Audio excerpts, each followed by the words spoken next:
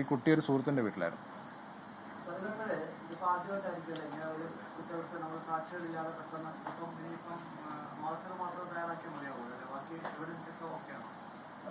ആവശ്യത്തിനുള്ള എവിഡൻസെല്ലാം നമ്മൾ കളക്ട് ചെയ്ത് വരുന്നുണ്ട്. എല്ലാ എവിഡൻസെല്ലാം കൃത്യമായിട്ട് കളക്ട് ചെയ്തിട്ട് സ്മോദറിംഗ് ആയിട്ടാണ് മനസ്സിലാകുന്നത്. പോസ്റ്റ്മോർട്ടം റിപ്പോർട്ട് കിട്ടിയില്ല, ഇന്ന് പോസ്റ്റ്മോർട്ടം കഴിഞ്ഞിട്ടേ ഉള്ളൂ. ഒരു സ്വർണം അവിടെ ഒരു സ്ഥലത്ത് പണയം വെച്ചിട്ടുണ്ടായിരുന്നു, അത് നമ്മൾ റിക്കവർ ചെയ്തിട്ടുണ്ട്.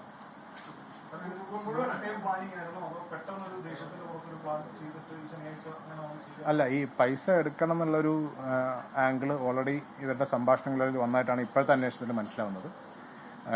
ഈ ഇദ്ദേഹത്തിൻ്റെ കയ്യിൽ പൈസ ഉണ്ടാവുമോ, ആ രീതിയിൽ അന്വേഷണങ്ങളൊക്കെ നടന്നിട്ടുണ്ട്. അപ്പം ആ ഒരു രീതിയിലുള്ള പ്ലാനിങ് ഓൾറെഡി ഉണ്ടായിട്ടുണ്ട്. ആ ഒരു രീതിയിലാണ് ഇപ്പോൾ മനസ്സിലാവുന്നത്. ഇതെല്ലാം കൂടി ഒന്നിച്ചു വന്നിട്ടാണ് ഒരു ഓപ്പറേഷൻ നടത്തിയിട്ടുള്ളത്.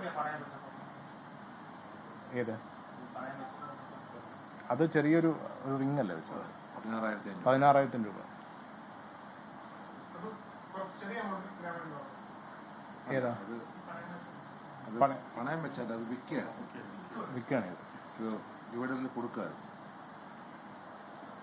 അവിടെ കൊല്ലത്ത് തന്നെയുള്ളൊരു ജ്വല്ലറാണ് അത് കൊടുത്തിട്ട് 16,000 രൂപയാണ് അവർക്ക് കിട്ടിയത്.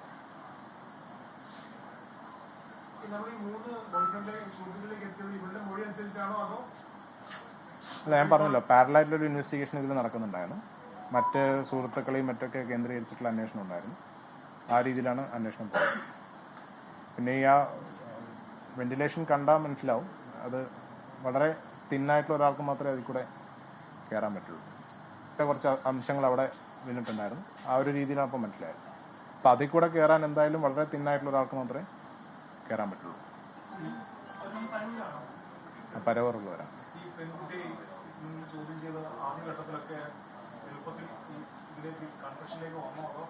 ഇല്ല, നിങ്ങൾ ഉണ്ടായിരുന്നില്ലേ, അറിയണ്ടോ? ആദ്യമൊക്കെ ഇത് കുട്ടി തന്നെയാണ് ആദ്യം വിളിച്ചിട്ട് ഇദ്ദേഹത്തെ കാണുന്നില്ല എന്ന് പറയുന്നത്. കാണുവാനില്ല, വാതിൽ തുറക്കുന്നില്ല എന്ന് പറയുന്നതും ഇടയ്ക്ക് വന്ന് ചെക്ക് ചെയ്തതൊക്കെ കുട്ടി തന്നെയാണ്.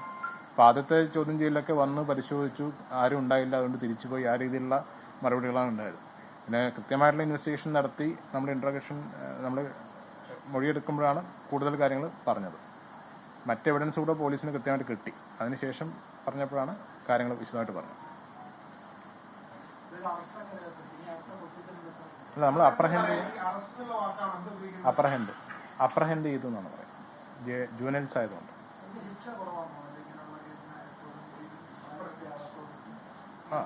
നമ്മൾക്ക് നിയമപ്രകാരമുള്ളതല്ലേ നമുക്ക് ചെയ്യാൻ പറ്റുള്ളൂ.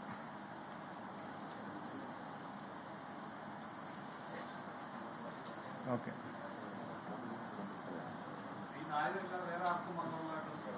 ഇല്ല, ഇതുവരെയുള്ള അന്വേഷണം ഈ സഹായിച്ച ഒരാൾ കൂടെ ഉണ്ട്. അയാളുടെ നമ്മൾ ഈ സ്വർണ്ണമൊക്കെ റിക്കവർ ചെയ്യുന്നതും മറ്റുമൊക്കെ. പണയം വെക്കാനൊക്കെ സഹായിച്ചു. അയാൾക്ക് ഇതിനെപ്പറ്റി നേരിട്ടുള്ള അറിവുകളായിട്ട് മനസ്സിലാവില്ല. അത് ഫർദർ അന്വേഷണം നടത്തി അതിൽ കൂടുതൽ അന്വേഷണം നടത്തണം. മറ്റാരെങ്കിലും സഹായിച്ചിട്ടുണ്ടോ എന്നുള്ളതും അന്വേഷണ പരിധിയിൽ വരുന്ന കാര്യങ്ങളാണ്.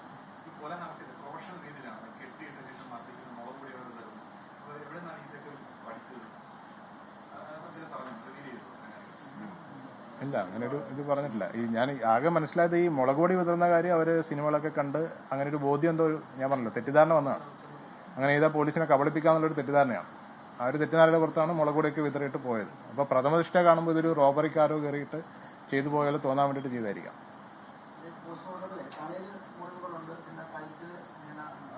മുറികളുണ്ട്, ഇന്റേണൽ ബ്ലീഡിങ് ഉണ്ടായിട്ട് മനസ്സിലാവുന്നുണ്ട്. ഫ്രണ്ട് ലോബിലും ഒക്കെ ആയിട്ട് ഇഞ്ചുറീസ് പറ്റിയിട്ടുണ്ട്.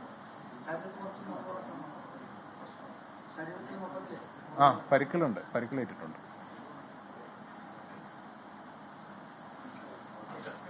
Okay, thank U.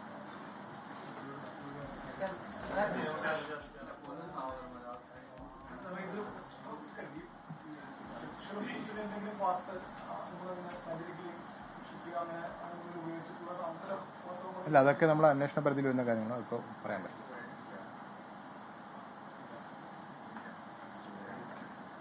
Alappuzha SP Vishnu Pradeep മാധ്യമങ്ങളോട് സംസാരിക്കുകയായിരുന്നു.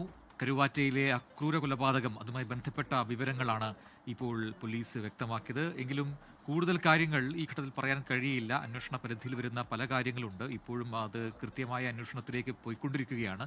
അതുകൊണ്ട് തന്നെ കൂടുതൽ കാര്യങ്ങൾ വെളിപ്പെടുത്താൻ ഇപ്പോൾ കഴിയില്ല എന്നുകൂടി വ്യക്തമാക്കുകയായിരുന്നു ആലപ്പുഴ SP വിഷ്ണു പ്രദീപ്. എന്തായാലും ഇതിൽ കൂടുതൽ പേർക്ക് പങ്കുണ്ടോ എന്നതൊക്കെ സംബന്ധിച്ച കാര്യങ്ങളിലേക്ക് ഇനി കൂടുതൽ അന്വേഷണം വരും. ഒരു കൊട്ടേഷൻ രീതിയിൽ തന്നെയാണ് എന്ന് പോലീസ് സമ്മതിക്കുന്നുണ്ട്.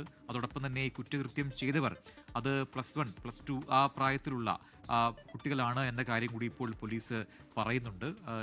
ജുവനൈൽ ജസ്റ്റിസ് ആക്ട് പ്രകാരം മാത്രമേ കേസെടുക്കാൻ കഴിയുകയുള്ളൂ. നിലവിലെ നിയമവ്യവസ്ഥ അതാണ് എന്നുകൂടി സൂചിപ്പിക്കുകയായിരുന്നു ആലപ്പുഴ SP. ഒപ്പം തന്നെ ഇനിയുള്ള നടപടിക്രമങ്ങളിലേക്ക് ഉടൻ തന്നെ കടക്കുകയും ചെയ്യുമെന്ന് പറയുന്നു. എന്തായാലും ഈ അന്വേഷണം ഇത് ഇവിടെ പൂർത്തിയാകുന്നില്ല. അന്വേഷണം തുടങ്ങിയിട്ടേ ഉള്ളൂ. കൂടുതൽ കാര്യങ്ങളിലേക്ക് വളരെ കൃത്യമായ അന്വേഷണം ഉണ്ടാകും. അതിന്റെ പശ്ചാത്തലം, ഒപ്പം തന്നെ മുൻകാലങ്ങളിൽ ഉണ്ടായ സംഭവവികാസങ്ങൾ, ഇതെല്ലാം തന്നെ അന്വേഷണ പരിധിയിൽ വരും എന്നാണ് ഇപ്പോൾ ആലപ്പുഴ SP വ്യക്തമാക്കിയത്. കരുവാറ്റയിലെ ആ ക്രൂര കൊലപാതകം മാധ്യമപ്രവർത്തകർ പല കാര്യങ്ങളും ചോദിച്ചെങ്കിലും കൂടുതൽ കാര്യങ്ങൾ ഈ ഘട്ടത്തിൽ വെളിപ്പെടുത്താൻ കഴിയില്ല എന്നുകൂടി പോലീസ് പറഞ്ഞിട്ടുണ്ട്. അന്വേഷണത്തെ ഒരു പക്ഷേ ബാധിക്കുന്നതുകൊണ്ടാകാം. അത് അന്വേഷണ പരിധിയിൽ വരുന്ന കാര്യങ്ങളാണ്. അത്തരം കാര്യങ്ങളിൽ ഇപ്പോൾ പ്രതികരിക്കുക സാധ്യമല്ല എന്നാണ് SP വ്യക്തമാക്കിയത്.